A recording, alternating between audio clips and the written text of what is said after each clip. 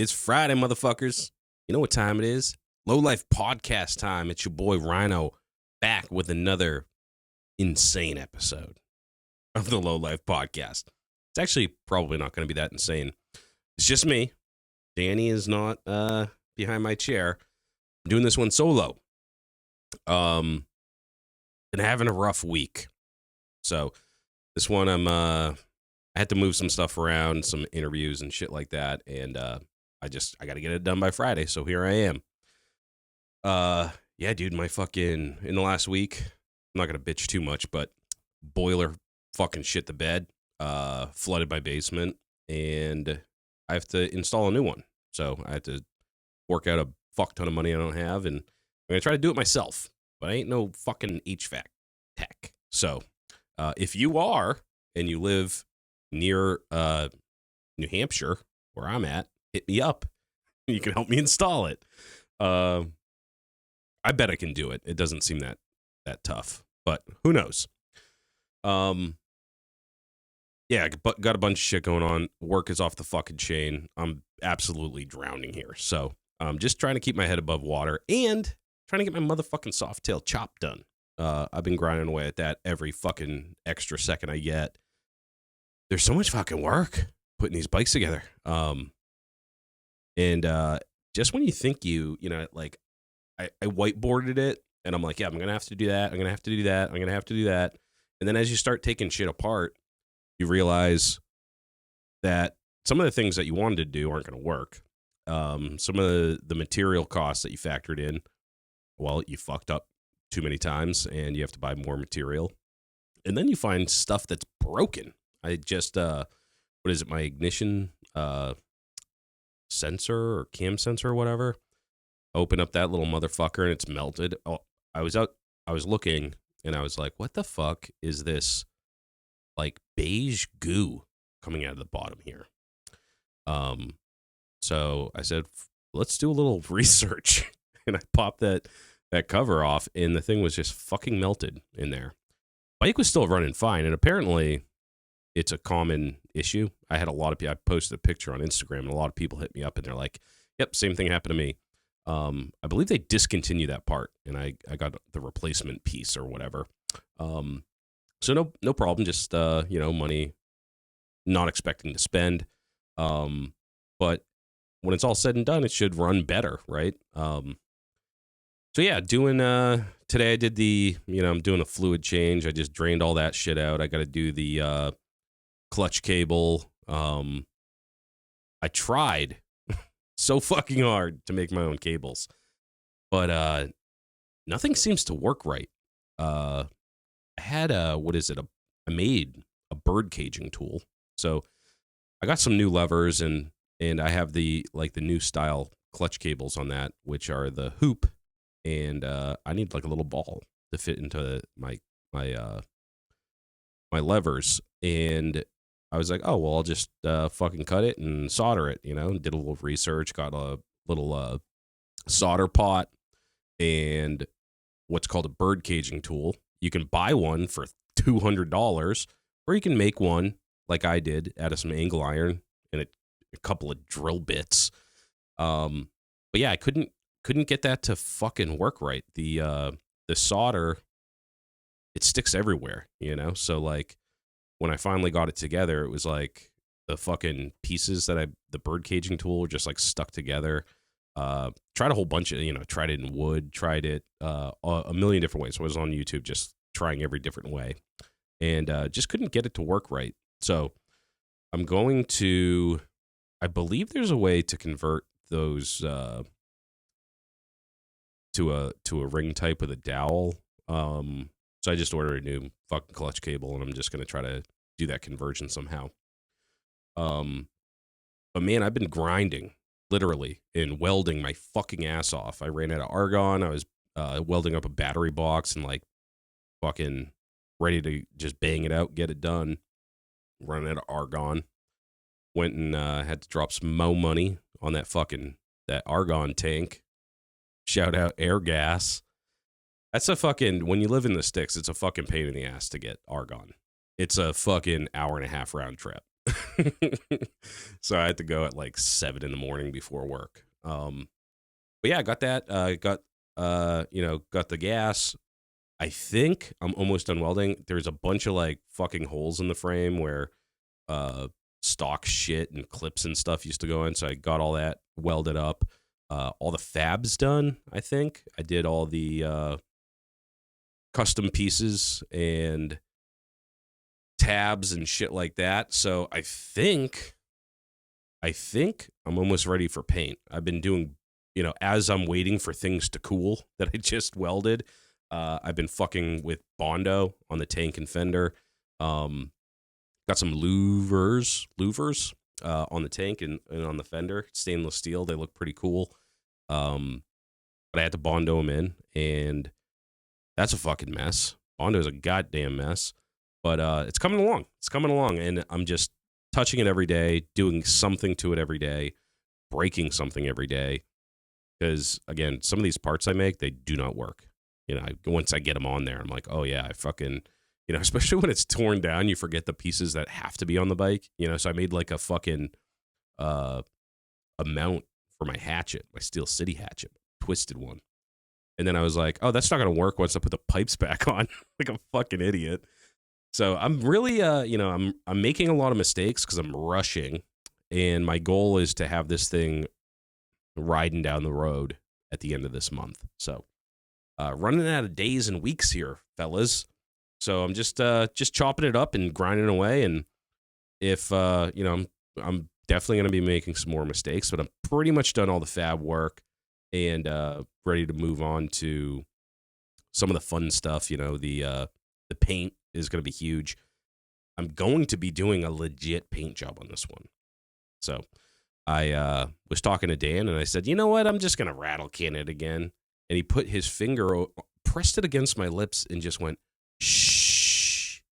And he said, don't do it, dude. Come on, man. How many bikes have you painted with rattle can? Let's kick it up a notch. So I bought some guns and some wicked expensive paint. Jesus Christ, a quart of paint is expensive. I mean, I'm just going to call this Ryno bitches about how much money he's been spending episode.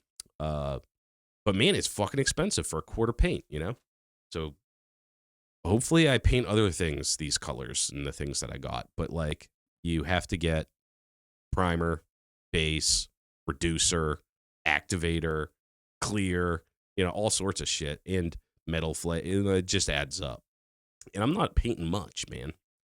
I'm doing a tank and a fender, but I'll be able to do more after this, I guess, because I'll have this set up. So I also, with that, I have to set up my fucking air compressor because I moved it, did a little garage renovation. I'm adding a toilet, bathroom. So I had to move my compressor across the fucking garage, and I have the piping, it's all piped into the garage. I had to pull all that shit down, and now I have to hook it all back up, and then I have to make a temp paint booth. So I have it's pretty cool actually. I got these tracks off Amazon. Think of like a hospital room. They have those curtains that they, just that's like your room. There's like 3 people in the room, but they just pull the little curtain, and then you have some privacy. I got some of those off Amazon. It was like, I think it was like $50 for the track or something like that, and goes up super easy. And I just got some tarps from Harbor Freight on sale, and one of the bays in my garage goes around my garage door, the tracks for my garage door, and I just pull it shut. Got a paint booth. That shit gets fucking everywhere, dude. When you're painting, like, it just floats around the garage. Like, number one, it's just like you're breathing it in. You know what I mean? Like, you have the mask on, sure, but it fucking hangs in the air for a long time. So I'm just trying to cut down on that. But then also, like, when you're spraying that shit, it just goes all over your floor and all over your bikes and all over your other shit. So if you don't have like a dedicated paint booth, this seemed to work pretty well last time. I mean, that garage bay on the ground, like, that was fucked. The garage door was pretty fucked. But at least I kept my bikes and my tools and all that shit without fucking sparkles on them. You know, you don't want to necessarily metal flake your entire garage. So I'm excited to do that. Hopefully I'm going to be doing that next week. But yeah, this week I got to do powder coating. I got to do, I think, a little bit more Bondo on the frame. And I think I'm done with the fab. So I'll be moving on to the paint, the powder coat, the actual paint, and then reassembly. And then I got to make sure this motherfucker goes. I got to do the wiring still. I did the battery box, and I think I got all the wiring planned out already. I kind of already have all the materials from last time I wired a bike. And I think I know how to do it, so I'm going to try it, and I'm going to document it. Like I've been documenting pretty much anything interesting I'm doing. Like, obviously, like, there's not a, like, I'm not going to document making a headlight mount. It's kind of boring, you know, just like cut the metal and put the fucking weld it here. But things that I am doing that I wanted to document definitely is the wiring. I'm going to be doing that. I was hoping to get some of this material that I recorded so far out by last month, but man, I've been so fucking busy. Been busy at work. Been busy with this podcast. Been busy on the bike, and got a lot of curveballs thrown at me. So, like I said, I just like shit. My fucking house is falling apart. I don't have a lot of time to edit videos, so I will get those out this month. Is my new plan. I just need like a goddamn break. God, you know what I mean? Like, give me a day when something doesn't get fucked up, and I will get those videos edited and uploaded, because I know we got some new Patreons that we're looking for them, and they are forthcoming. But like I said, hey, if you're a fucking video editor and you're like, hey, I got tons of free time and I love the show, I'd love your help with some of this shit, because I'm only one man and I'm trying to hold it all together. But I think it's really important to get that stuff out there, and I'm excited to share what I know, which isn't very much, but happy to share it with everybody out there. Well, I guess you have to be a hood rat to get that shit. Speaking of which, I want to move on to shows, sponsors, and shout-outs. I'm going to just start with the shout-outs. Shout out to the hood rats. Number one, you guys keep the show going, because all this stuff costs money, you know, just to even like post shit, and to have a video podcast and have a domain and all that shit, all costs money. And you guys keep this shit afloat, and you enable me to be able to do things like have a video podcast with decent audio. You guys keep me stoked. You guys are all the ones that every week you're sharing this shit out. You know, every week you're like commenting on our shit or DMing me or fucking whatever it is, and just being like, yo, man, doing great, or here's some feedback. You're not doing this so great. So shout out to the Hood Rats. And I got to say, I just dropped our third installment of Hood Rat Stories. That is, if you sign up to be a Hood Rat, which is our top tier Patreon subscriber, you get your own episode. Now, I do try to do one a month, and I had to reschedule our last one because my basement was fucking flooded. But we got her done. We had to push it out. It was with Not Cool Nate Bev. And one thing I got to say about the Hood Rats, now I've done 3 of them, and I already knew Nick, but I never met Nate. You know, we chat online. Never met Elvis, though we chat quite a bit online. Hood Rats are the fucking shit, dude. I'd hang out with any of these guys. And I do. Actually, I've hung out with Nick quite a bit. But these other guys, you know, like Nate's out in Cali, Elvis is out in Chicago. Dude, they're all wicked cool. Because I don't know, right? I'm like, all right, well, they signed up. They must be cool. But then I get to talk to them and get to know them. And I'm like, these fucking guys are awesome, dude. So sign up to listen to those. They're like better than regular episodes. I mean, they're definitely better than the one I'm going to be putting out right now. Hell of a lot more interesting, but super cool dudes. And I'm just going to shout out, dude, we got a bunch of new members in the last week. Actually, right after I dropped that Nate, Not Cool Nate Bev app, got a bunch of new guys. Sunny D's, Rat Fink 707, Timmy DeVos, Matt Skaggs signed up, Hood Rats, Riff Raff. I did put that Nate one on Patreon. If you do $1, $5, or $10, you got that one. I just wanted to give you guys a little taste. But Yeah, dude. Shout out to you, motherfuckers. Keep us going, and definitely me. Like, dude. Probably there's at least one time a week when I'm just like, I'm fucking quitting. Like I'm gonna buy a school bus, convert it into a fucking house, and just travel the world. And every once in a while, you guys center me. When I mention shit like this, I think I mentioned something a couple weeks ago. People reach out, they text me, they fucking DM me like, bro, don't give up. So keep me stoked. I want to keep on doing this. And Hood Rats, you guys fucking keep me stoked, dude. I can't believe like how loyal you guys have been. I mean, dude, I was talking to Nate. He's been on Patreon fucking forever. Well before I was a host, I actually stole his back in the day, back in the OG Lowlife Chopper podcast days. I think he was the first, maybe even the only person to lose out on a monthly giveaway because he wasn't following 812 Inc. So he changed his name from Nate Bev to Not Cool Nate Bev. And it's persisted. He's still Not Cool Nate Bev. But then they redrew, and then it was me. I won. So yeah, dude, you got, speaking of giveaway sponsors, we got Roth Cycle Solutions. That is Kevin Roth is giving away a sissy bar, and it's fucking sick. It's stainless steel. He showed it on his episode, which was a couple weeks back, and dude's wicked talented. I saw that he was building some sick ass bars, and I saw a bunch of familiar names. So I'm hoping that you lowlives, after you saw that episode, hit him up and got some custom shit done. But he's an absolute powerhouse, dude. And the sissy bar, I'm not even going to unwrap it. He wrapped it so nice that I'm just going to be sticking a fucking USPS sticker on it, and it's going right back in the mail. So I'm not going to rewrap it. Like the bars that I sent out, I bailed them out like maybe a week or so ago, or maybe it was this weekend. But what a pain in the ass. If you don't have like boxes, when you get a box from Amazon and there's like one thing in it and it's oddly shaped and it's just huge fucking box. I don't got boxes like Amazon, dog. So I got to wrap this shit up with whatever I got lying around. And what a fucking pain in the ass. So check out Roth Cycle Solutions. Go give him a follow on IG. Go check out his episode. Super talented guy, up and comer, and definitely support him. He's a cool dude, and he's doing cool shit.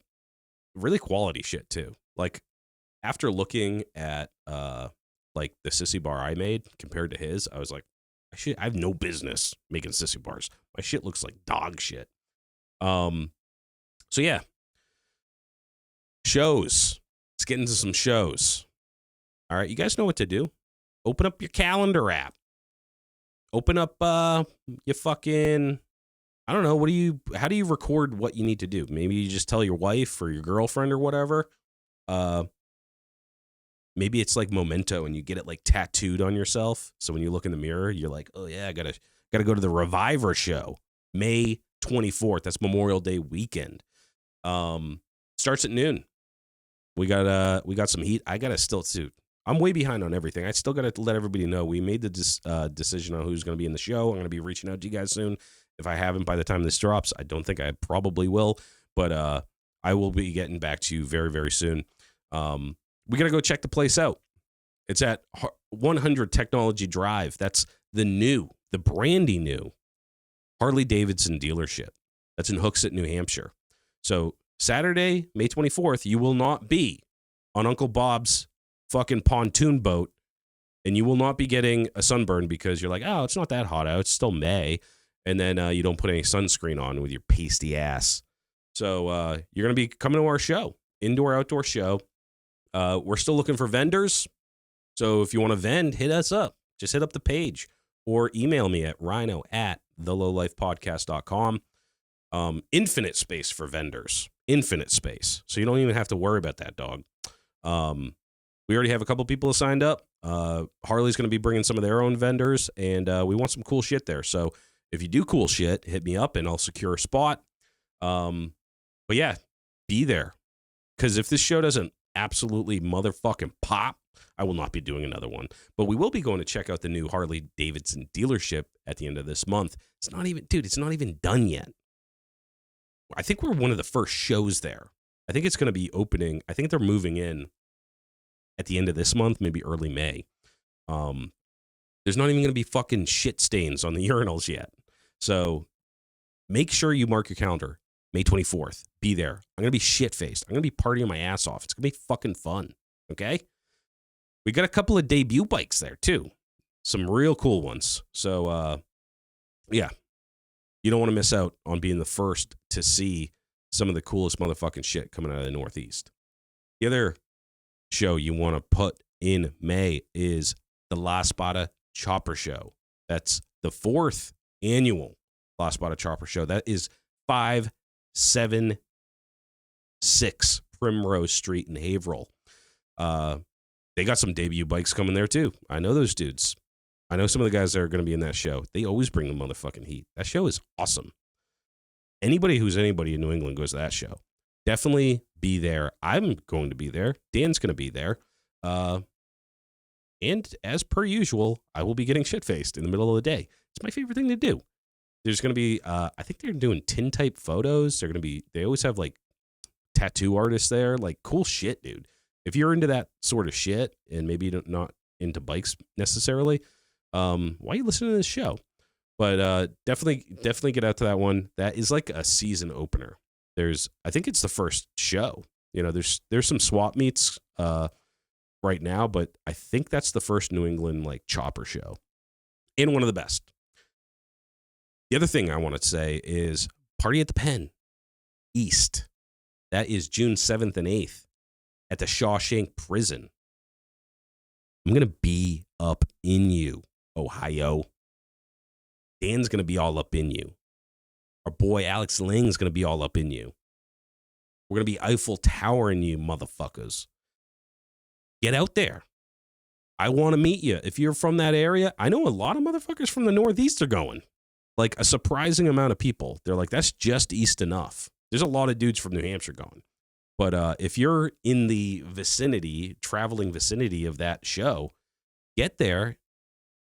And I'm going to be getting shit-faced and partying. That's what I do. I look at bikes, and I drink beers, and I drink liquor, and I smoke cigarettes sometimes.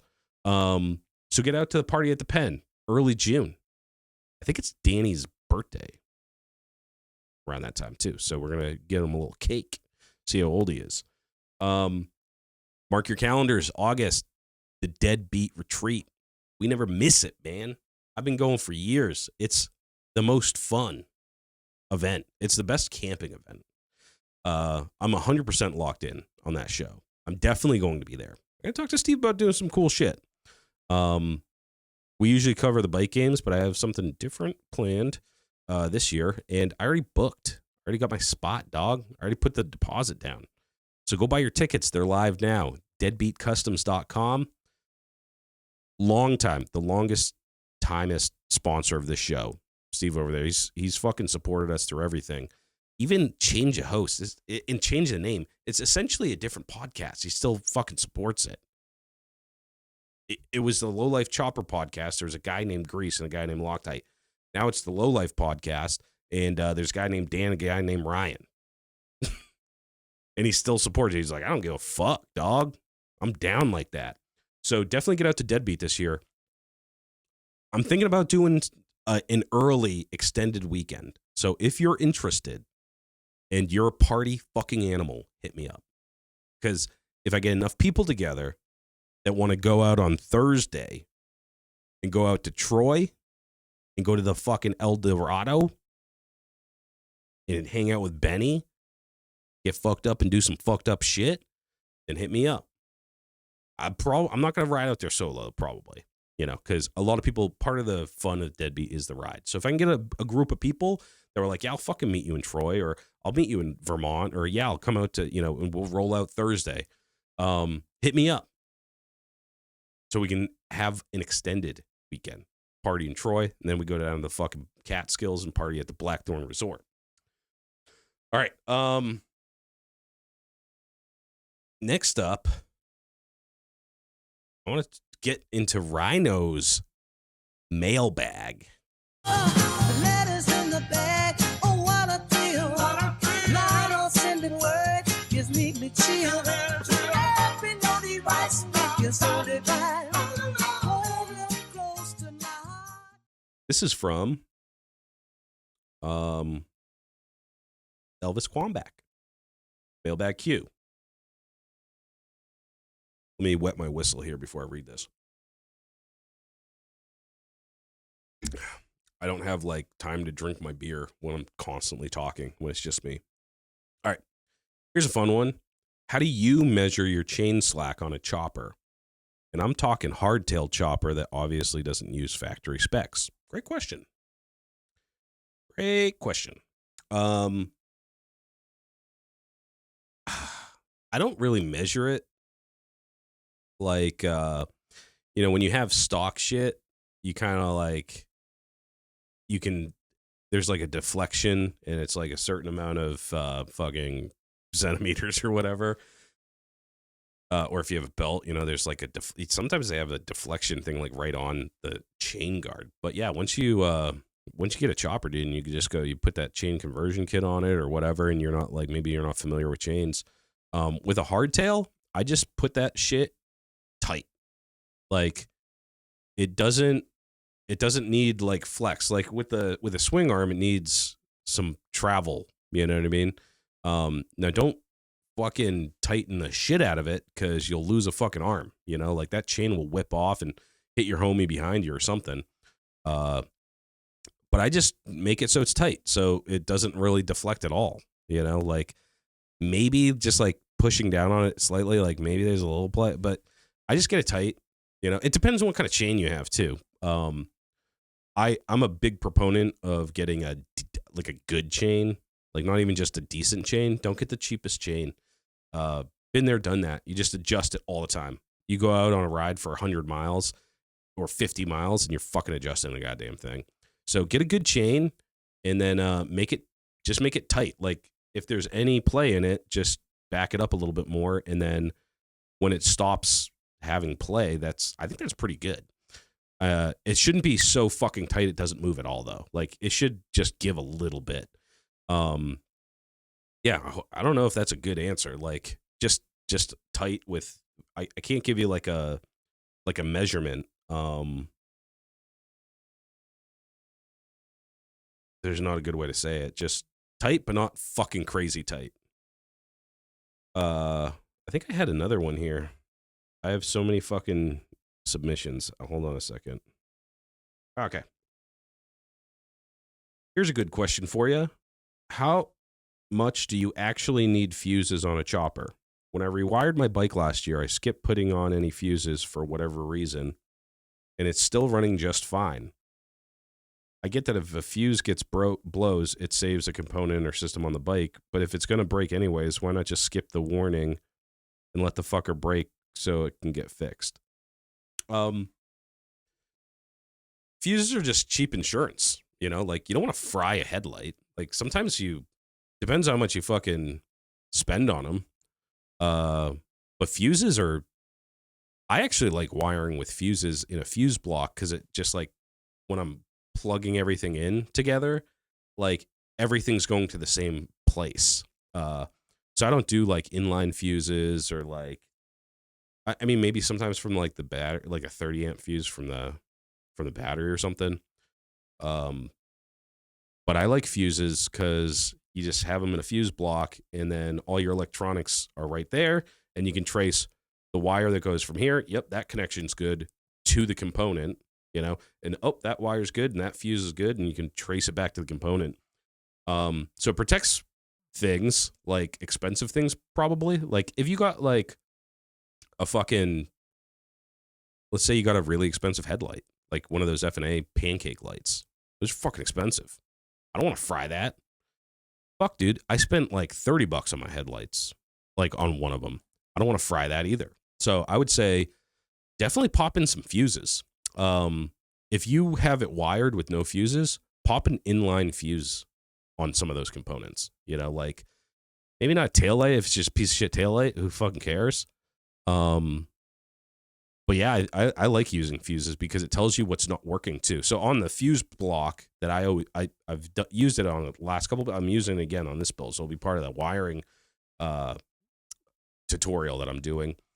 But it has little LEDs next to the fuse, so it'll tell you if it's blown.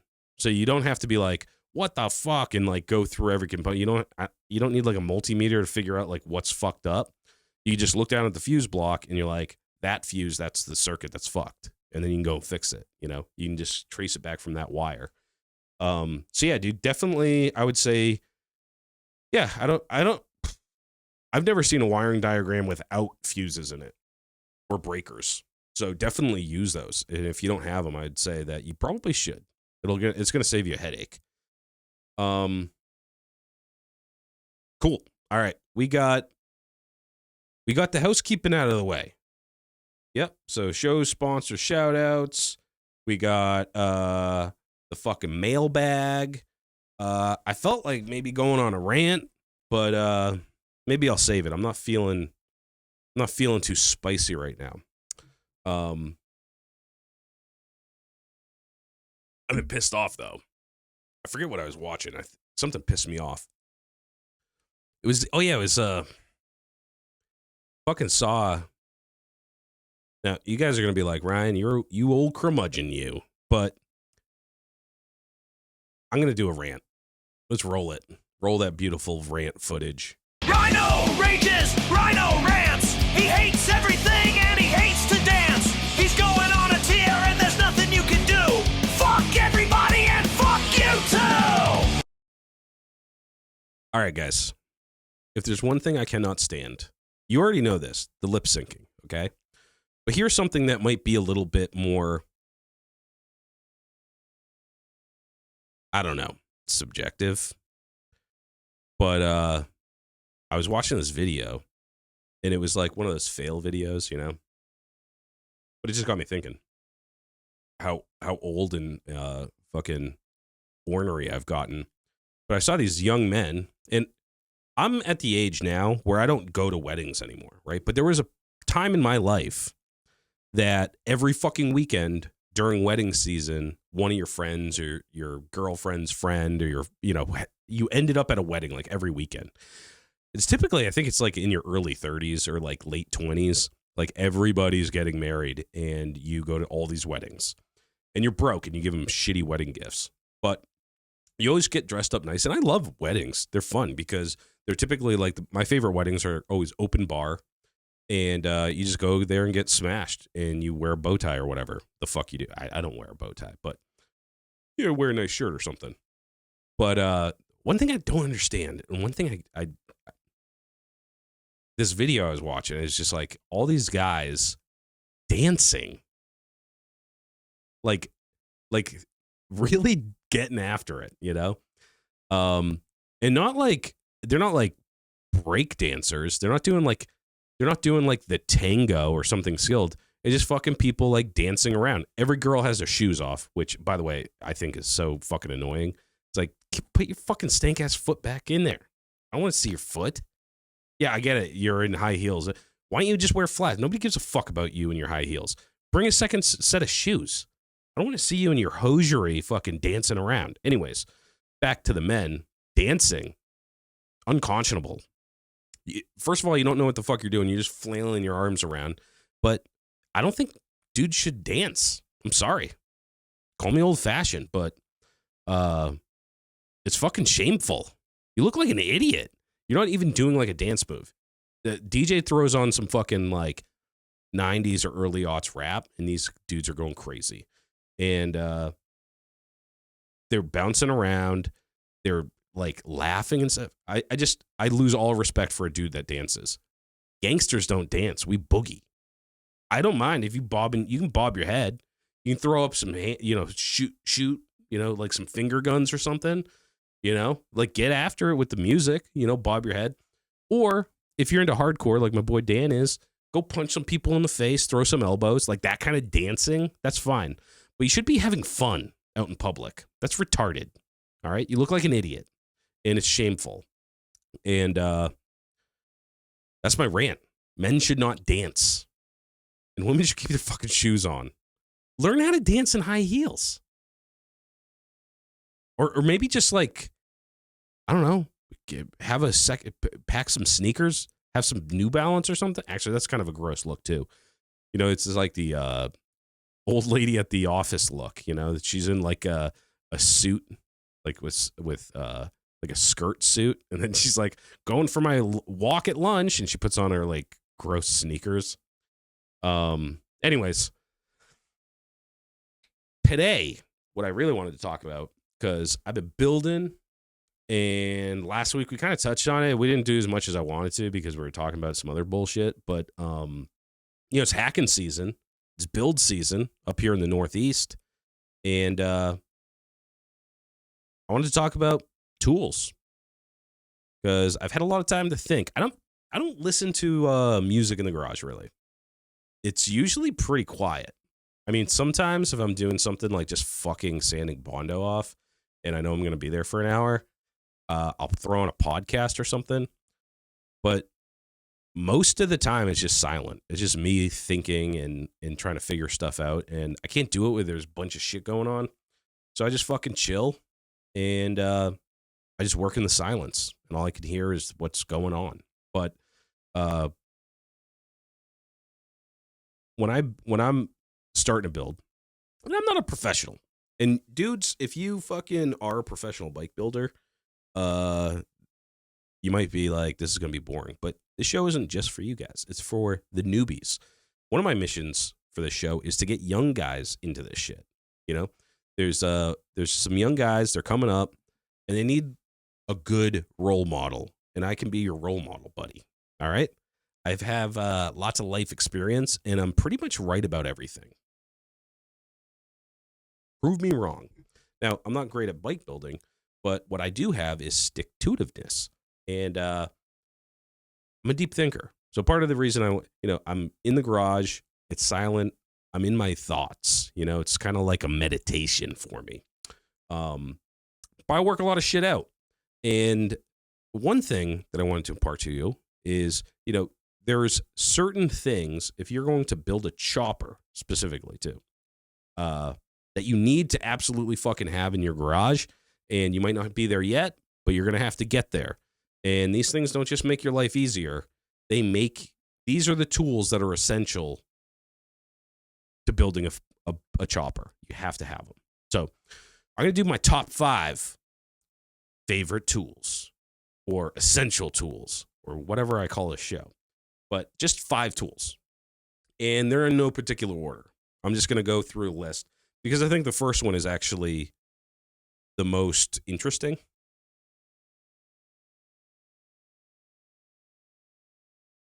Oh, I tried the Coors, guys. Couldn't do the banquets, man. These Modelo's, dude, I'll pay the fucking extra 100% tariff on these. They're so goddamn good. They're so creamy. They just go down like a beer should, a good beer should. Ice cold. All right. The first tool that you absolutely need to have is a TIG welder. I didn't just say welder. I said TIG welder. Let me tell you why. Yes, you can with a MIG, but you can do it better with a TIG. And everybody that I know personally that has a MIG, they're envious of the TIG. There's things you can do with a TIG welder that you can't do with a MIG welder. Out of the box, like, let's say stainless. Take a MIG out, I think you can do, I'm not a welder professionally. Pretty sure you can get like a spool gun or something and do stainless welding with it. But that's expensive. And you can do that right out of the box with a TIG welder. The price. Yeah, you can get a cheap MIG welder. But boy, you can get a cheap TIG welder these days too. I mean, fucking Harbor Freight has a TIG welder available in consumables. I mean, you can go to Harbor Freight and throw that shit on the fucking Harbor Freight credit card that I know you got. And I know you're in the Inside Track Club, so you're going to get a good deal. So it's not cost prohibitive. And the advantages are great. First of all, you're going to get better welds, I think. If you're a novice. Like, and any of you guys that are professional welders, feel free to fucking tear me apart on this one. But from my experience, a novice welder will have better welds with TIG than with MIG. It's going to penetrate deeper. And I'm not saying you can't achieve the same results, right? I'm just saying, like, if you're a dude like me and you go and buy a welder, you're going to do better welds with TIG. They're going to look better, and you're going to have a better range on what materials you can work with. And again, back to the cost. I mean, I got a brand new TIG welder for $399, Everlast. They don't have that model anymore, but it is, I think it was STHI or something. DC welder, comes with a stick welder. So if you do have to do some nasty shit, you can do stick. I mean, that's another advantage of the TIG welder. All the TIG welders are TIG and stick. So you got that. It's a multifunction machine. Like, all of them are multifunction. It's just an electrode. Get a fucking rod from Tractor Supply, and bang, you're stinging, baby. MIG welder, you're kind of locked in. And it's just like I said, you can get a TIG welder. It's not crazy money. Like, so you don't need AC/DC. All right. So once you go into, if you want to be like, oh, I want to be able to do anything, I want to be able to do aluminum. I'm telling you, man, 95% of what I do is all mild and stainless. Mild and stainless. I haven't touched aluminum yet, and I could probably go the rest of my life without touching aluminum. If I had like a case repair to do or something, I might not even want to do that myself. So I don't even care about the aluminum.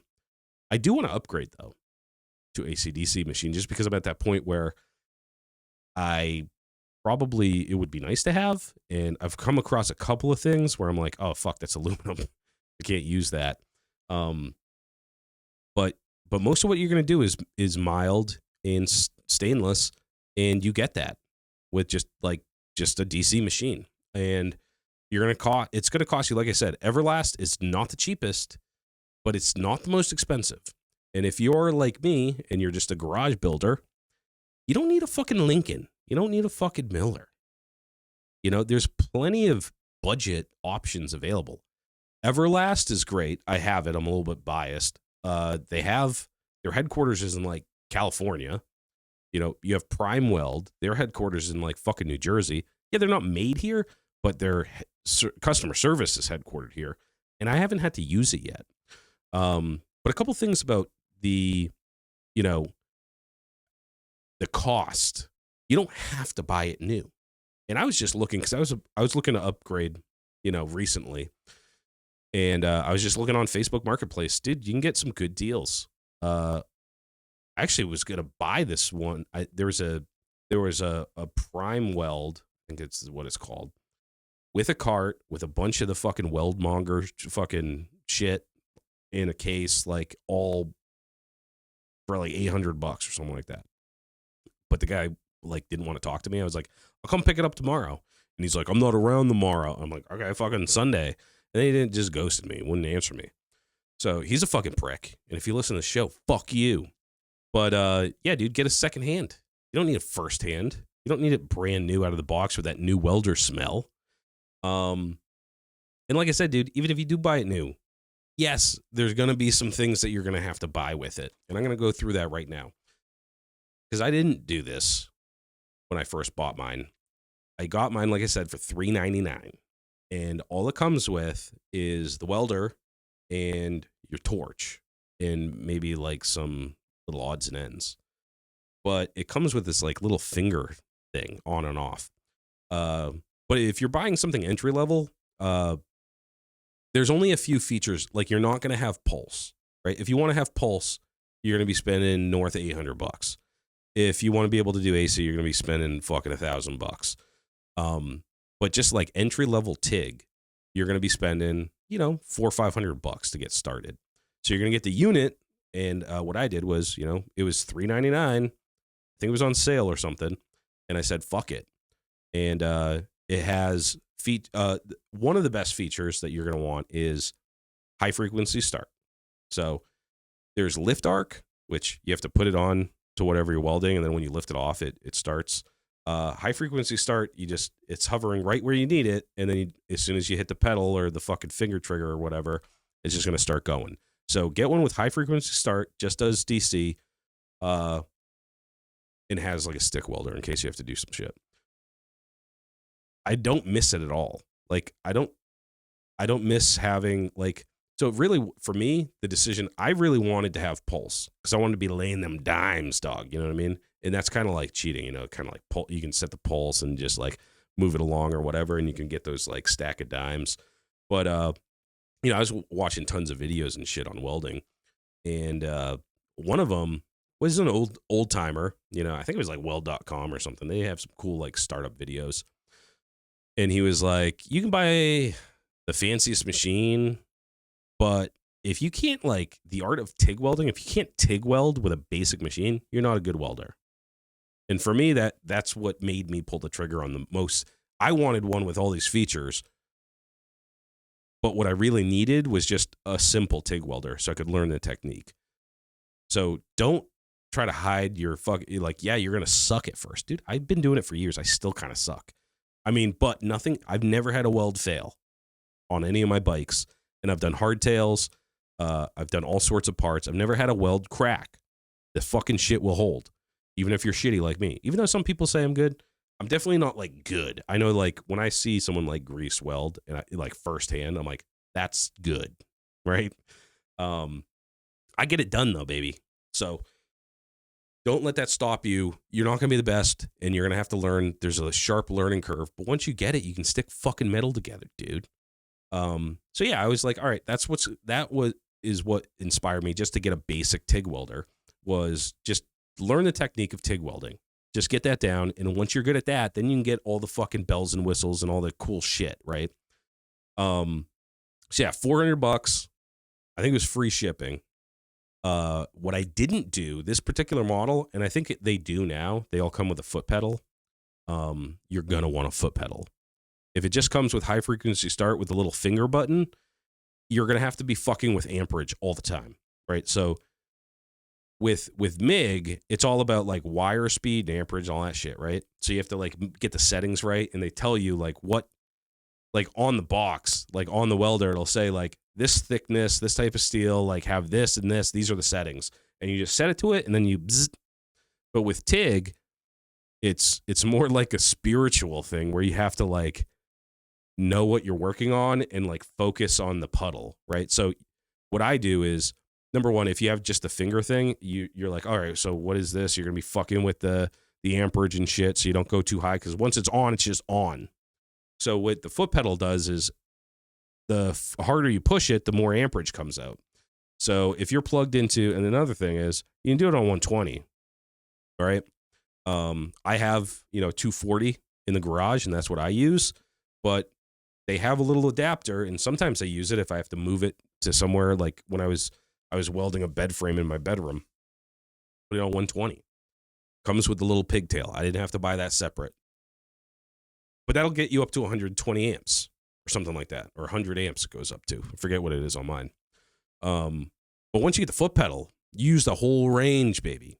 So you can start, if you just lightly touch it, it's going to start that arc. And then the harder you push the pedal, the more intense it gets. So I don't fuck with settings. I just crank it all the way up, and I can just see what I'm doing. And if it needs more heat or less heat, I just move my foot accordingly. The other thing with the foot pedal is, a lot of times with the bike and getting things tacked on there, sometimes it's a fitment thing. Foot pedal can be a little bit tricky to operate if you're like, say you're laying down or whatever. But you figure it out, man. You don't need a foot on it. It could be a head pedal. It could be an elbow pedal. You can put it under your arm, You get pretty good at fucking with that pedal. I've even had it on my foot, like just if I'm laying down on the ground and have it all the way extended and just like pushing it on my toe, like the side of my foot. So you get the technique down. But yeah, you're gonna suck at first. Just get some sheet metal, some scrap metal, and practice cleaning, because TIG needs to be clean. Bright shiny metal and fuck tons of acetone. I'm like addicted to the smell of acetone, dude. I don't think I'm supposed to be breathing that shit in. we're going to see in about 20 years what kind of cancer I develop. But I spray that shit all over it, you know.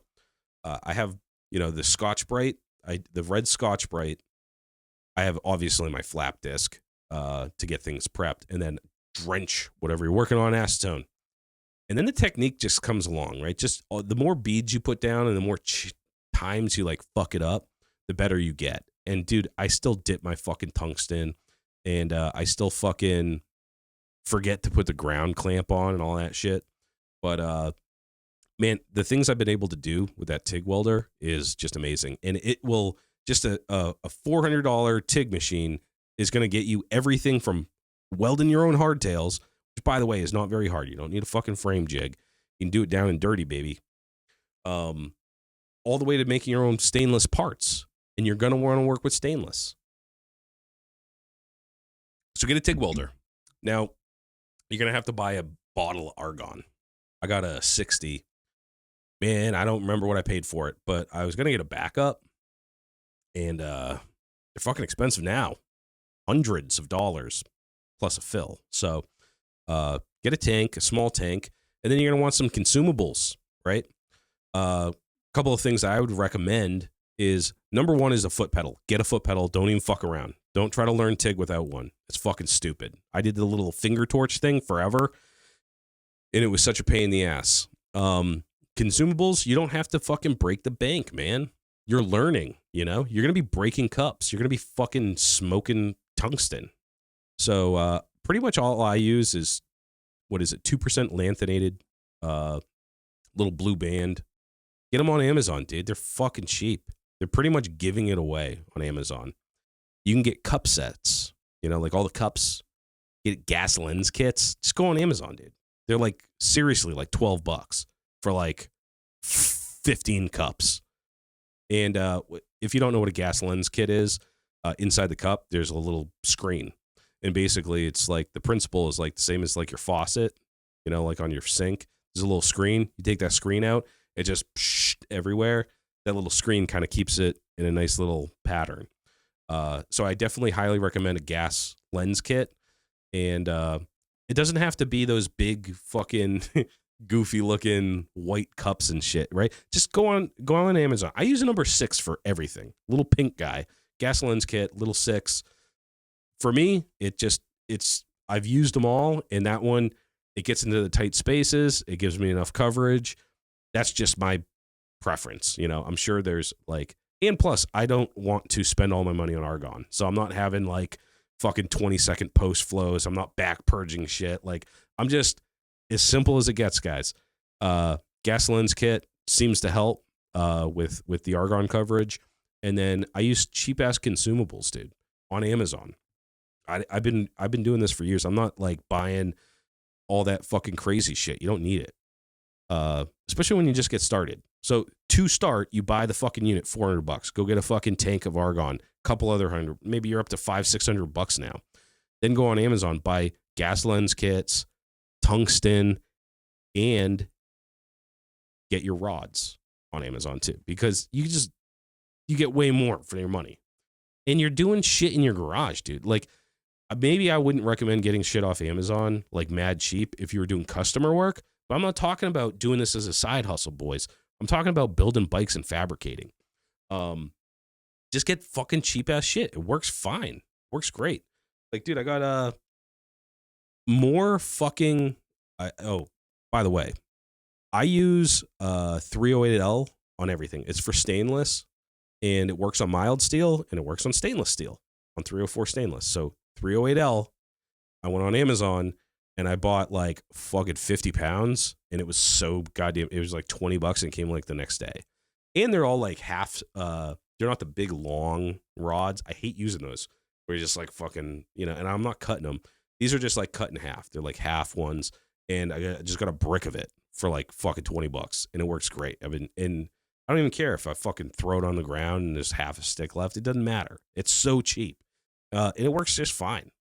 Like I said, dude, like, it's not, you don't have to be great. You don't have to be good. You just have to do it, right? So don't let that shit hold you back. Just fucking do it, and do it bad. Like, dude, I'm welding shit on this frame, and things need to be clean to TIG weld. Sometimes I'm just going right over that powder coat. I don't give a fuck, dude. It'll smoke out. I'm inhaling it, but just get it done. You're building bikes here. You're not building you're not building the Sistine Chapel, Like, this isn't your life's work. You just got to get it done. Do it okay. Do a good job. Do as well as you can. But it doesn't have to be so fucking hard. You don't always have to give 110%, right? Just give it 60. Give it 60 every once in a while. At least you're still doing it. Don't give it 0, though. That's the point. Don't ever give 0%. You don't have to give it 110. Just give it, right? So yeah, TIG welding, I think, is the way to go. If you're on the fence, if you don't have a welder, here's number one. I don't think you can build bikes. I don't think you can build choppers without a welder. I don't understand how you can do it. I've been working on this thing every single fucking day. I'm making parts and welding shit every single day. I don't know how you can do it. It must be so hard to get bikes the way you want them because they're all different. And like, what do you have to use? Like existing shit? Like, I don't get it. I don't get how you can build bikes without one. So if you don't have one, you want to build bikes, get one. And if all you can afford is a fucking MIG, then do that. Just do it. But I highly recommend if you're on the fence, TIG or MIG, dude, save your pennies. Save an extra couple paychecks up and get a TIG. It's not cost prohibitive anymore. And like I said, I spent $3.99 on the fucking machine, brand new. And I wish I would have got one secondhand because there's dude, go on Facebook Marketplace right now and look up TIG welder. Used on one project. Who the fuck buys, where do you get all this money? I see this all the time on Facebook Marketplace. They have this wicked, crazy, nice equipment, and they're like, yeah, just use it on one job. What, you're going to buy an entire TIG setup and just use it for one job? What the fuck? I wish I had that kind of loot, dude. Just buy a tubing bender, you make one set of handlebars, and then fucking sell it for half price on Facebook Marketplace. Must be nice. But you definitely go out and get that TIG welder. You have to have a welder because you don't want to just buy everything. I guess unless you're rich, maybe you're one of those guys that can just buy a welder for a single project. If you are, then why are you listening to me, dude? You already got shit figured out well enough to be able to have that kind of loot. You don't need me. But if you're a dirtbag, go ahead and get a TIG welder on Facebook Marketplace, because usually those dudes also have like fucking tons of all the consumable stuff, and they'll just give it away because they're going to sell that and then try to sell tungsten and cups and stuff separately. They just package it all together. You get a good deal, and it's good to go. So my first recommendation would be get a TIG welder off Marketplace or Craigslist if you're a serial killer, and you can just get the whole kit and caboodle. I mean, they're going to give you the tank. You might have to fill the tank, but at least you'll have the tank, and then all the consumable bullshit. All right. Next tool. I think that's all I had for welding. But I'm a proponent of the TIG welder. Every single motherfucker I know that has a MIG welder wants to TIG weld. So don't be that guy. Don't get the MIG welder. And don't get all the bells and whistles. Just get a fucking basic TIG. Next up, my second tool, a compressor. I'm always surprised to go over someone's house. I go over their garage. They don't have a compressor. Like, you don't have a compressor. Not even a compressor. How do you fill up the tires on your car? Like, them shits go flat like every other week. What if your kid has a fucking like inner tube they need blown up? What are you blowing that up with your breath? I know you smoke a pack and a half a day, bruh. Get a fucking compressor. I don't care if it's a pancake compressor. It's gonna. I do mind if it's a pancake compressor. That's fine for like your average dad, that's just like blowing up soccer balls and stuff. But we're doing heavy lifting here, boys. All right, and gals, we're gonna be blowing shit up. Compressor. I have an 80-gallon 2-stage compressor, and I used it, for media blasting. So I got it I had a pretty nice setup. It's not that expensive. I got a 80-gallon 2-stage compressor for $800 secondhand. And you can get a brand new one for $1,000. I think you can get an Ingersoll Rand 60-gallon 2-stage for $1,000. So for $1,000 and under, you're gonna have a compressor. Now you're saying, right, guy, you don't need fucking 80 gallons or 60 gallons to blow up tires, for your motorcycle or whatever. Yeah, let me explain. The episode's not done yet, guy. So what a compressor allows you to do is just fill up tires, right? So if you're changing your own tires, you're going to need a compressor to blow them shits up, to seat the bead and all that stuff. You're going to want to be able to fill your tires up, like they get low on your car and your motorcycle. But here's the beauty of a compressor. You can run tools off it. That's why I say it's so important. If you work on your own cars, how the fuck do you do it if you don't have like an impact, like an air impact socket, Like, you need that shit to get some of these things off. There's, those things like every once in a while you come across a nut that like moves a shaft that's holding a shaft on, and it just spins and spins and spins. But you put an impact on it, it spins so fucking quick, it's like zzz, just right off, right? It's gonna break red Loctite and all that shit. All those things that are like welded together. You put one of those motherfucking turn that baby up, and it's just gonna spin right off. Here's another little tip. And I know everybody's gonna be like, you can't do that. You put regular sockets on that shit. Fuck it, dude. I've done it 1,000 times. Never had one break. I'm sure someone's had one break, but maybe it was just a shit, dude. And I don't even have like nice sockets. They're like Husky brand or something. But I never had one break on me, and I still use them. I use them on the impact. So you're gonna have air tools, dude. Having a die grinder in your arsenal, like an air-fed die grinder, it's fucking beautiful, dude. You cannot match the fucking RPMs of an air tool. And when you're sanding something, in a die grinder, it's like, it's basically like it's at a right angle. You put all sorts of attachments on it, right? So like sanding, things like that. It just opens up a whole new world of tools for you. They have everything that you can think of in an electric tool. They have it in an air tool, right? So like sockets, stuff like that. What are those fucking things called? Dynaphiles, I think, is like a brand name. But essentially, like, that's beautiful for welding. Those things work fucking great. Air tools are cheaper than fuck, dude. I just like cooked my fucking electric drill. I was looking for like a new cordless drill, and any decent ones, dude, are fucking $250. They're fucking wicked crazy expensive because the goddamn batteries are so nice. Go to Harbor Freight and just look at the air tools they have. They're like $10, $15 for like awesome air tools, like palm sanders and shit. And you're in the garage, so you don't need like a super long fucking hose. Like you get a fucking 25-foot hose, and you'll be fine coming right off the compressor. But what you're gonna want on the compressor is something to trap the air, the water. And there's a bunch of different ways to do this, right?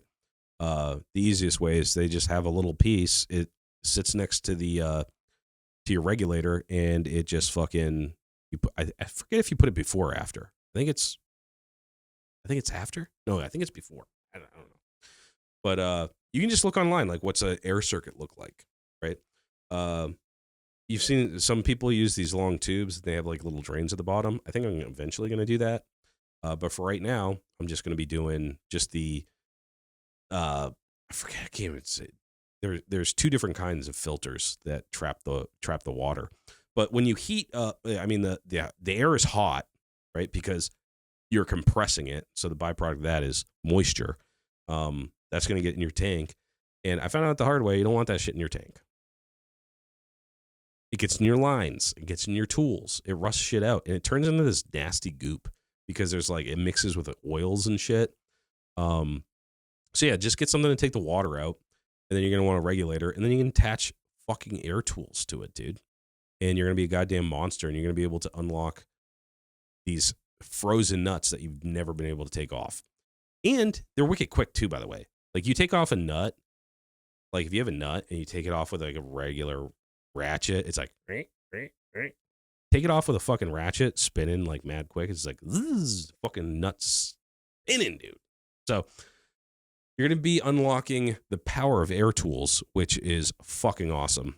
The other thing, paint. Arguably the most important part of your build. And custom paint jobs are expensive AF, bro. If these dudes are good, like, dude, thousands, right? I ain't paying thousands for a fucking paint job. No way, Jose. Can't afford it. I would love to. And if you're one of those dudes that just buys welders for a single project, you can probably just afford to send your shit out and get nasty ass paint jobs. But what are we doing here, guys? Aren't you here to learn, how to do this shit? You learned how to TIG weld. You learned how to do fucking engine work. You learned how to do fucking top end. You learned how to do, make your own foot controls. We're learning here. The whole fucking journey is about learning how to do things yourself. So I'm going to do it too. High velocity, low pressure, HVLP.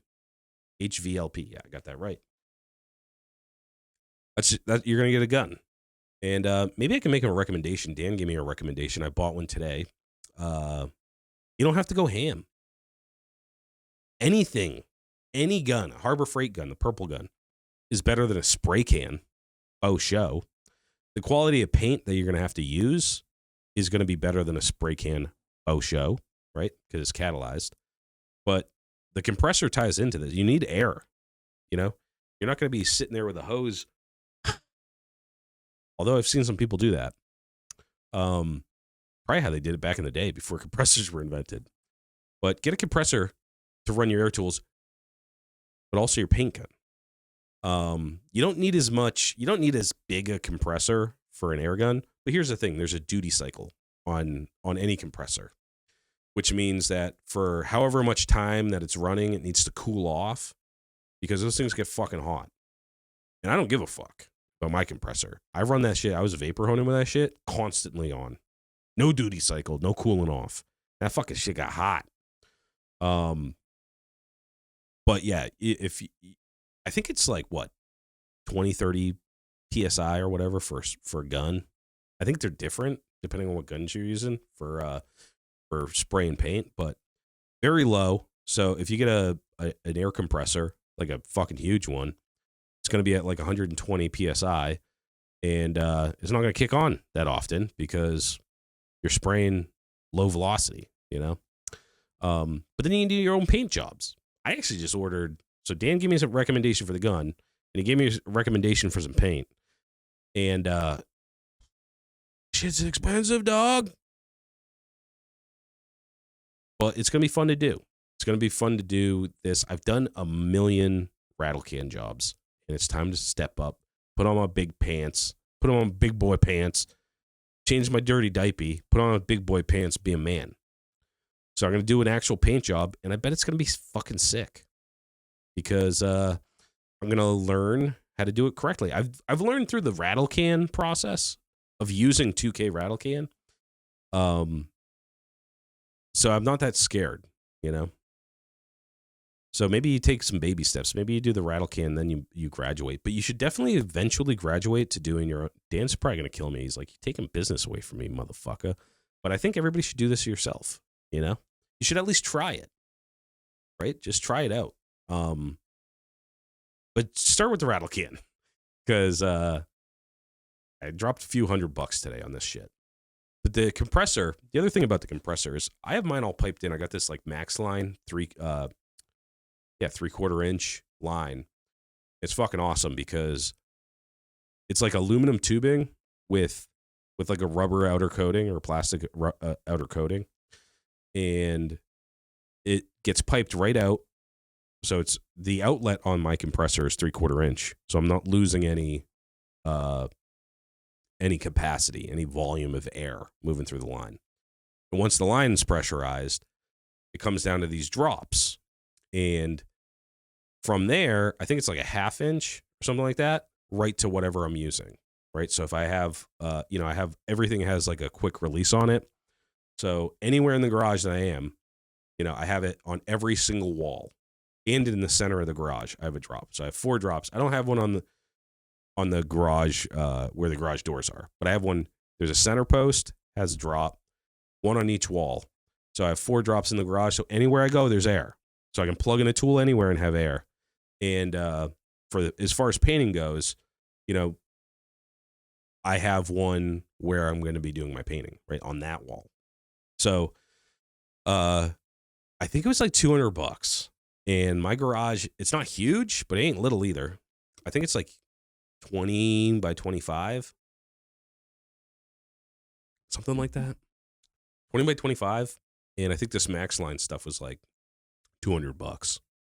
But, I got it because I used air tools, but I also had the vapor honer, and the vapor honer, the reason I needed like 3/4 capacity, and I can't have, dude, when you're sitting there like vapor honing for fucking hours, you don't want the compressor right here. You know what I mean? Just blaring in my ear. So I wanted to move it across the way.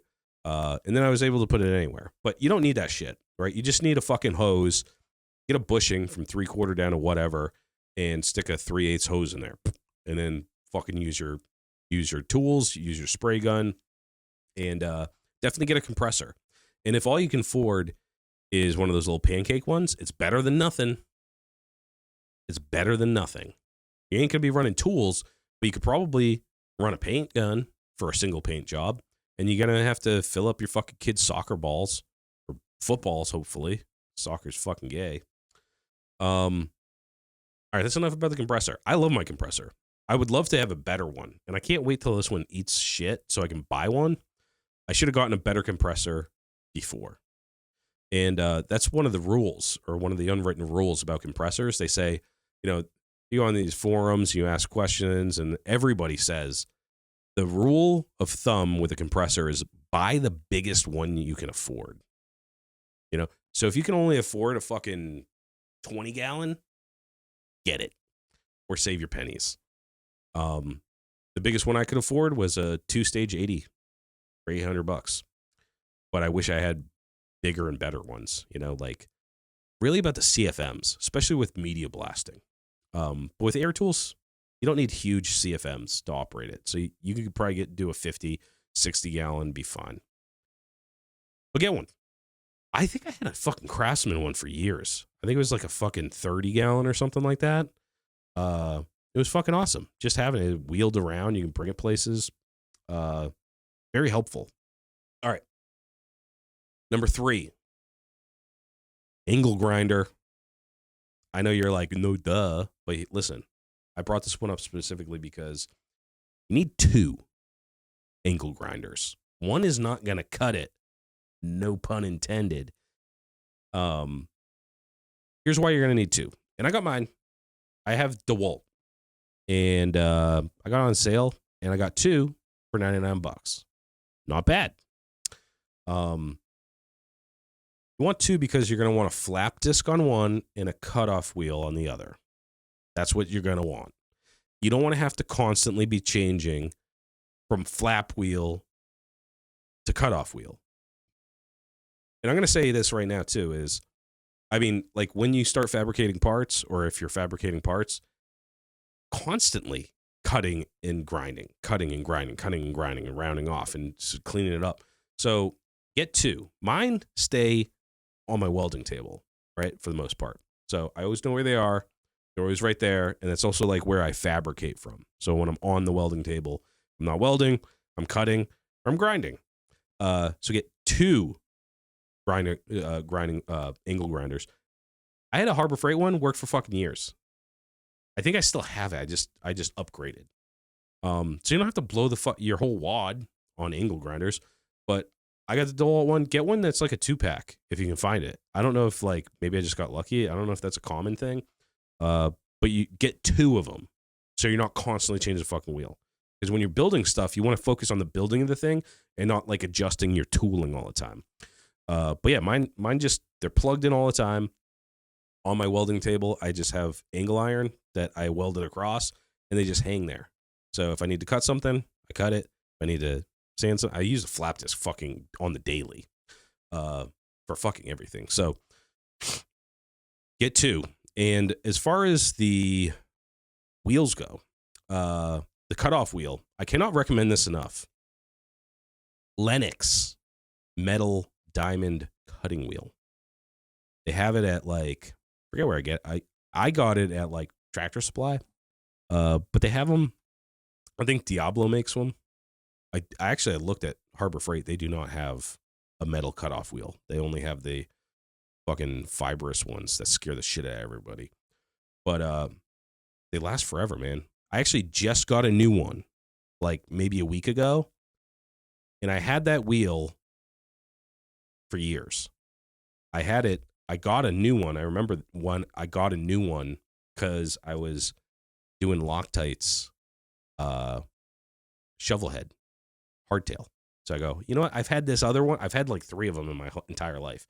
I had that other one. It was years old. It was like a year old more. And I was like, I better get a new one because I'm going to be doing a lot of cutting. So I know whenever that was, 2 years ago or whatever, and I just got a new one last week. I did notice that it was getting a little bit dull, but I use that fucking thing constantly. So I use Lennox, Lenox. It's like a white wheel, $15, dude, and it lasts a year. And it doesn't get smaller as you fucking use it. That's the other thing that sucks about cutoff wheels. Yeah, they're cheap. You get a 10-pack for what?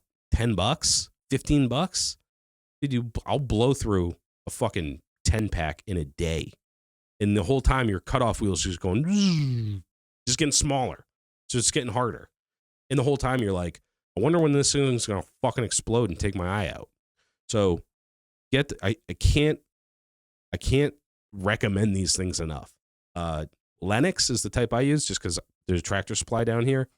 And that one's worked like fucking awesome for me. Never gets, years, dude. I cut a lot of fucking metal. And I just don't like I hate those cutoff wheels. The fucking, I've seen so many fucking videos of those things just like lodged in a dude's safety glasses. I don't need that shit in my life. As far as flap discs go, like the sanding ones, like don't go cheap on those either. Like the Harbor Freight ones burn out immediately. So like that's a waste of money. Even like I was there, I just happened to be there and I needed one. And I was like that day. So I got like their top of the line one, like Warrior or Bear. I forget what their top of the line like flap disc was. Burnt right the fuck out. Dude, like in seconds. So the ones that I've had good luck with were, just any kind of name brand ones like DeWalt. There's Benchmark abrasives I heard are the shit. Never personally used them. But, or maybe, no, I haven't. I think I like filled a cart full of them and I was like, I got cold feet and I didn't get them. But yeah, get some good, decent angle grinder. Doesn't have to be fucking awesome, but invest in the cutoff wheel. I don't even think it's investing because that thing is going to last you a year and it's $15. So go get it, Lennox. All right, we got to move on.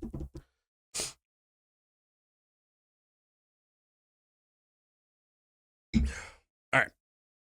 This one. Man, this one I found the hard way. Tap and die set. So I broke many a tap in my day. Many a tap. The Harbor Freight kit is okay for mild steel. And it's cheap, right? So don't get one with metric and standard, right? You're only working in standard now, unless you have a metric bike, right? And then get the metric one, obviously. But if you're working on Harleys and shit, get the standard. And if you're working on metric shit, get the metric one. You don't need them both. You know what you're going to be working on. Or just buy one, and then when you get a bike that's metric, you buy the other one. But anyways, Harbor Freight one's great because it comes with every size you're going to need. And it does okay. Kills aluminum. Aluminum tapping, aluminum is no problem. Mild steel. Starting to get a little dicey. Once you start tapping stainless, you're going to hate your fucking life, dude. Working with stainless fucking sucks if you don't have the right equipment. Get a really high quality tap set. I barely ever use the dies. So if you don't know, the tap is like the mail, right? So like you drill a hole and then you tap it and it puts threads in, right? The die is the little circle and it does like the outside. It's like the female. So like if you're, maybe you stripped a bolt, you need to re-thread it or something. You fucked it up, marred it a little bit. Put a die on that bitch and it'll cut the threads. I rarely use it. So like the Harbor Freight one, I don't have high quality dies. I don't think you need high quality dies. Get the Harbor Freight set and you get every size you need for most jobs. And it cuts once really well into stainless. But then what you're going to want to do is buy a tap set. And I'll put the link maybe because I just got one that pretty much blew me away. I hate going to the hardware store and they don't have a set, right? And I need at least 3 or 4 different taps. And I don't want to, I've done this. I bought like a bunch of loose taps. And actually Irwin, at the hardware store, that's where you're going to get like an Irwin or something.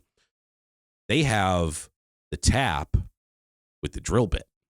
Now, this is so important because, when you drill a 3/8 hole, when you tap a 3/8 hole, right, you're going to be drilling with 5/16.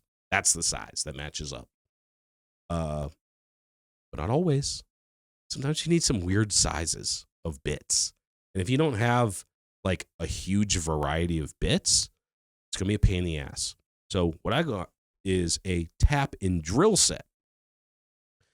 And what it is a little metal box, and it goes from fucking like huge. I think it goes like fucking 5/8 or 7/16 or I don't know, like big. And it goes all the way down to like 10 or like one of those weird sizes I don't even understand. 10/28. And everything in the middle. But pretty much my core is if I'm tapping, I'm going to be using 1/4 inch, 5/16, 3/8 for the most part. But I have the other ones on either side if I have to do a tap. I tap all the time. I love tapping things. But this tap and drill set, it's just a little metal box and it has your, it's stacked on top of itself. So you open it up and then the first one comes up and you have some more size behind here. But you have your tap and right next to it is the drill bit. And they're all made out of cobalt. Okay. So the one that you get at fucking Harbor Freight, mad cheap, it's made out of, I don't know, whatever they make tortellini out of. It's fucking doughy. It's not like hardened, These are made out of cobalt, which is what you want to use if you're tapping stainless steel, which I like to do. I like to work with stainless whenever I can. So if I have stainless, it welds way better. But the only thing that sucks is it sucks to cut. It's hardened. It's hard steel. So it sucks to cut, but it fucking sucks to drill. And it fucking sucks to tap. I've broken so many fucking taps because, once you got that bitch started, here's the thing with tapping too. You got to be pretty patient with it. If you try to force it, you're going to fuck up your tap. You are going to break the tap, because there's all these little bits of metal in there. So you got to start, go in, and once it starts getting fucking tough, back it out, clean it out. Clean off your tap, clean out the hole, and then reinsert it. The other thing that I want to say about the taps is, I think I was talking about this. Someone made the recommendation, Tap Magic. It's like tapping fluid. Just comes in. I got the fucking biggest ball I have. I've been using it for everything, dude. It keeps your drill bits nice and sharp, and makes tapping a dream. Just lubricate the fuck out of it.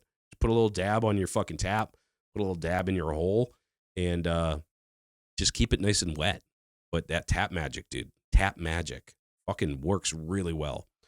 But the tap and drill set, man, you don't even have to think. You're just like, I want a 3/8 there. You have your, I guess, well, 3/8 is going to be a 5/16 drill bit. I actually have a chart. You can look it up online really easy, like tap sizes. Just say tap sizes, and they'll give you a huge chart, and you can just see exactly which drill bit. This just takes the guesswork out of it.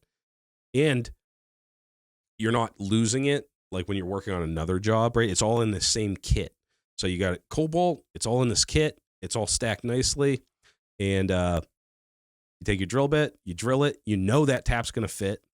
The other thing is like I have all these drill bits, and after you use them, you can't fucking see what the little numbers are on it, right? Because they're, the black stuff came off, or like they're marred, or like, maybe they're worn off completely. So this one, it comes in a little case that says not on the bit, but like where it goes in, exactly what size it is. So you pop that in your shit, bang. Drills through fucking so nice, this Cobalt. Like I got it wasn't even that expensive. It was an Amazon set. No name brand I can remember, but it was like highly recommended. Just cuts through stainless like butter, baby. And then tapping it, I haven't broke one yet. I've been tapping everything. I like to tap shit. Like sissy bar mount, the tabs. I tap them shits because I don't want to put a bolt through and then have to thread it from the other side. So actually, I ended up putting the nuts inside. I have 2 nuts stacked inside the actual tab, and I welded them in. So pretty fucking slick. But yeah, tap set. The other thing that you do with a tap, like especially if I'm welding in bungs and welding in, like things get fucked up. They get warped when you put that much heat into them, right? Run a tap through there. Run a tap through. Or if it's rusty, run a tap through. Or if it's fucking all fucked up and stripped a little bit, run a tap through. I use them all the time. Just chase those threads, especially whenever I weld anything, after it cools down and shit, I just tap it real quick. Just fucking makes it so much easier to put the bolt in. You're not forcing it. You're not going to fucking cross thread it. All right. Last. I didn't even save the best for last. This one's kind of stupid, but I wanted to mention it because these are the things that I've been using constantly. I've been welding nonstop every single day since I started this build. I've been using my compressor nonstop for everything. Dude, putting those tires on, needed the compressor. It helps to seat that bead. You need a lot of PSI. All the tools that I'm using, all air tools, all the sanding, the Dynaphile. This stupid name. It's not even what it's called. It's like an air pneumatic sander or something like that. The welds, any shitty welds that I fuck up because I suck, using the compressor. Angle grinder. I think I've used this almost as much as the TIG welder, right? So everything I'm doing is cutting, grinding, and TIGging.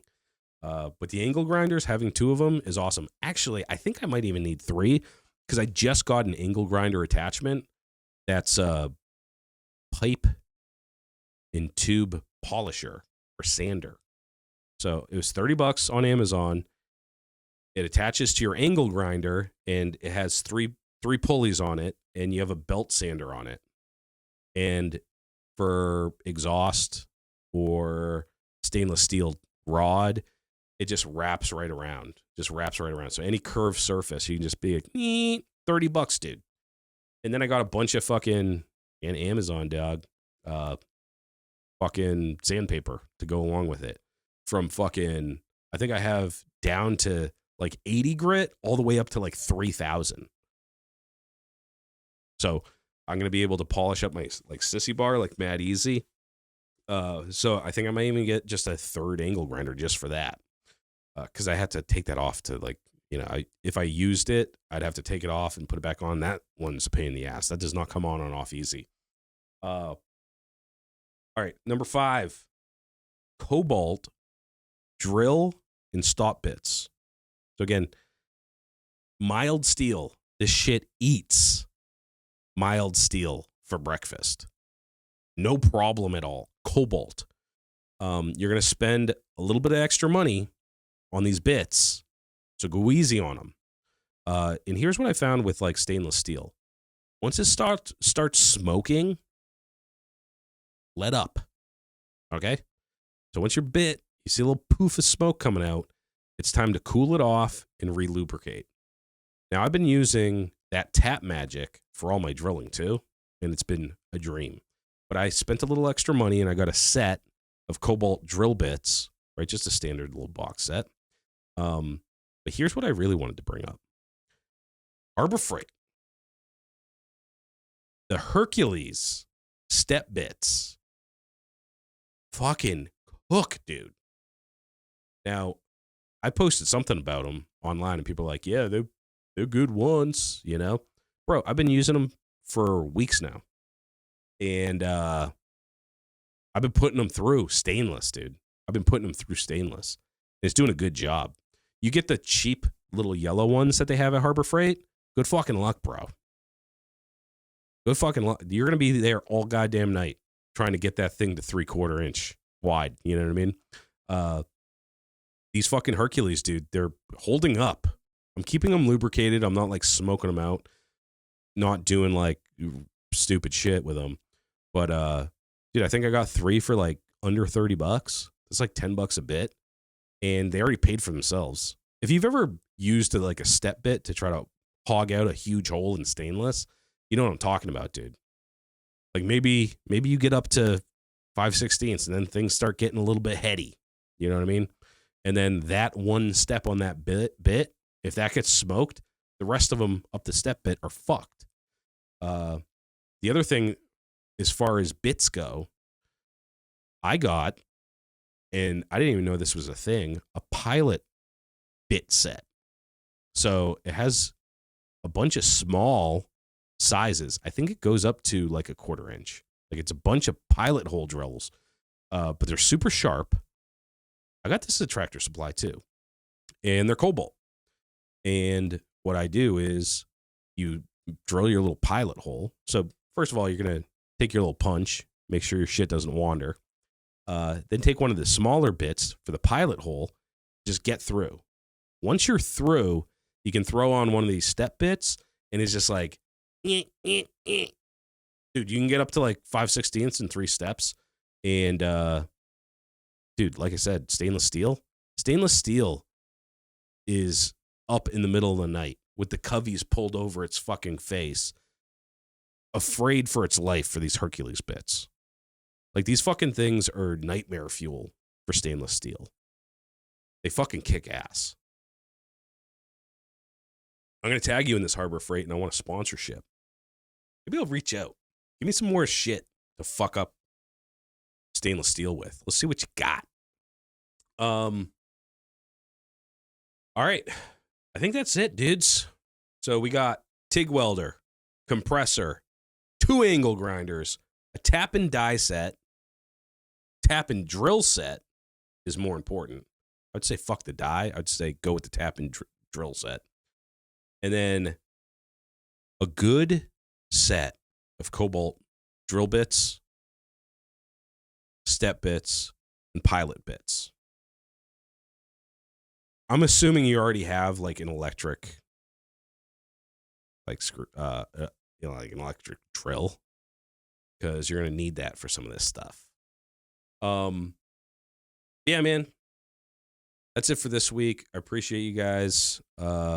Again, I'm super stoked that it's fucking riding season is here. I gotta get this goddamn bike done so I can get out on the road with y'all. Until next week, Lowlives. Get in the garage. Get in trouble. Have fun. Never stop chopping. Deadbeat Customs. Steve over at Deadbeat Customs is about grassroots motorcycle riders who take it upon themselves to build and customize their bike. They offer parts for all Harley-Davidson models and also custom parts for choppers, bobbers, trackers, and cafe racers. When it comes to building a custom motorcycle, they carry the best brands available. Go visit their brick and mortar store in Tewksbury, Mass, or at deadbeatcustoms.com. Remember, enter Lowlife at checkout and save some loot. Stay Strong Co. Jean-Luc has been sent down from the heavens to bless us lowlifes with the greatest motherfucking hot sauce in the world. Sweet heat baby Jesus in the white pants heralds a message from God himself. This hot sauce is for your food. Keep it off your butthole. The shits, and the hotter than hellfire Lowlife chopper sauce. Go to staystrongco.org today and grab yourself the holy trinity of hot sauces. Oxford Co. Choppers. Chris is the original bad boy from Oxford, Connecticut. From frame restoration and repair to handlebars and hardtails. Hard parts for hard men. His hardtails are expertly TIG welded and installed in-house.